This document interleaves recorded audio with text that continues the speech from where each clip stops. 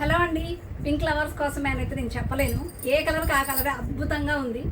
But limited stock ఉన్నాయి madam. Video post చేయగానే ఎంత స్టాక్ ఉంటుందో నాకైతే తెలియదు. బట్ చూసిన వెంటనే పిక్ చేసేసుకొని వాట్సాప్ నెంబర్కి పిన్ చేయండి.